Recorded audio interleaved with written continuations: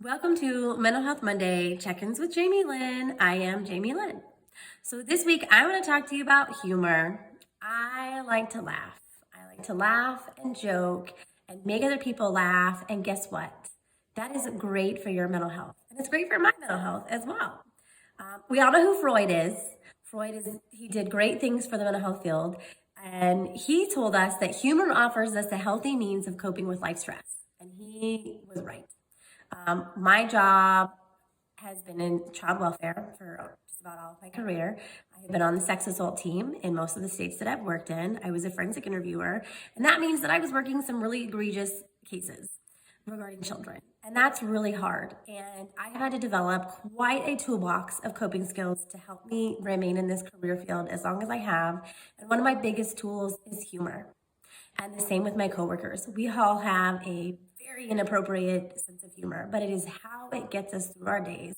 It is how we keep it together so that we can move on to the next case and be able to help the next family with the trauma that they're going through.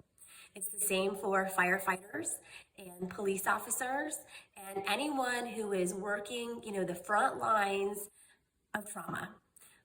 Most of us have a really inappropriate sense of humor, and that's okay. As long as we're mindful of time and place. I definitely don't bring my inappropriate jokes at home. My husband does not appreciate them. My children are too young for them. And that's, you just have to find that balance. But humor is definitely a way to cope with things and have a better mental health. And when I'm talking about humor, I mean self-enhancing humor, not self-deprecating. When we self-deprecate and we make jokes about ourselves, there's really negative impacts that come with that. It creates low self-esteem and it reduces your relationship quality with everyone around you. So when I'm talking about humor today, I'm not talking about making fun of ourselves to get a laugh. That's not healthy for your mental health at all. I'm talking about self-enhancing humor. Humor feels good and it distracts us from our problems and it promotes a lighter perspective. So if I am going through something and I make a joke about it, it's going to distract me from how I was feeling and that awful thing I was going through, even for just a minute. And it interrupts those brain waves of negativity so that you can have a second to reset and, kind of better cope with what's going on.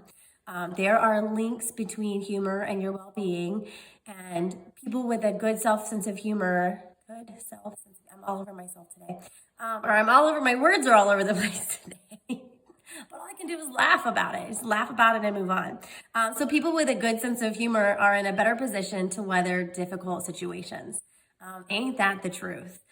As a military spouse, I have been in some difficult situations and I have to laugh about it. There's a common saying, I don't know if sayings are, but between us when our spouses leave, if they're, out in the field or TDY or when they deploy, we have Murphy who comes along. Murphy the deployment gnome, Murphy the deployment gremlin. And it's a joke that we make that as soon as our service member leaves, something breaks. Light bulbs go out, need to be fixed all over the house. There's a water leak in the laundry room. A car breaks down. And we're going through these hard things, but we joke about Murphy hit us again because having a sense of humor helps to make light of the situation and help us cope and get through it a whole lot better. And when we talk about those things, because that's the point of Mental Health Monday Check-ins with Jamie Lynn, is to get us talking about mental health.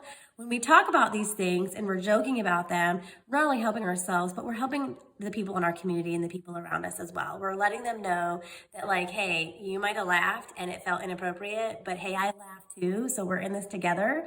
And then we're going to have a better outcome overall. We really will.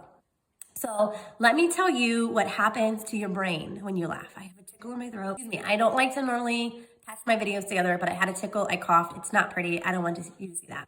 Okay, so your brain when you laugh. I love science. So when you laugh, you release endorphins. If you are a Legally Blonde fan, you know that line from the first movie about releasing endorphins and being happy. It's the truth. When endorphins are released, your pain is reduced and it distracts you from that pain. It's not a long-term effect, but it's short-term. So when you laugh, it triggers your health by stimulating the immune system and connecting your mind and body with exchanges in a positive and healthier way. I love science. Okay.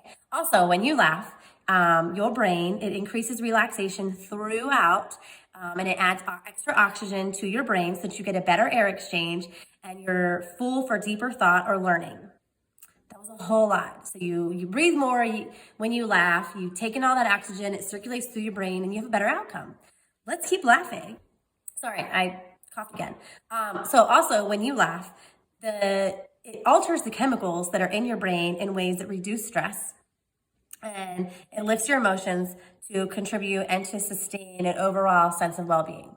So laugh. I'm going to post some crazy things this week meant to make you laugh. It's not meant to be offensive to anybody, to any certain profession. It's meant to make you laugh and get you thinking about your mental health and how you can add humor to your coping toolbox. I hope that you have a great day. Bye.